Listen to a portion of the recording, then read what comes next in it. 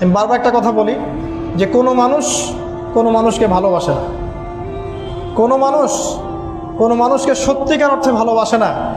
শুধুমাত্র আপনার রব আল্লাহই আপনাকে ভালোবাসে। আপনি আজ হোক আর কাল হোক এটা বুঝতে পারবেন। আপনার গার্লফ্রেন্ড আপনাকে ভালোবাসে না, আপনার স্বার্থকে ভালোবাসে, আপনার অবস্থানকে ভালোবাসে, আপনার পরিবারের লোকজন আপনার অবস্থানকে ভালোবাসে।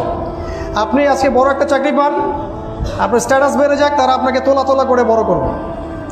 ওই আপনি এমন একটা কাজ করেন, আপনি সুদের চাকরি ছেড়ে দিয়ে আসেন, ৮০,০০০ টাকা বেতন পেতেন, চাকরিটা ছেড়ে দিয়ে আসেন, রিজাইন দিয়ে আসেন, দেখেন আপনাকে কি বলে।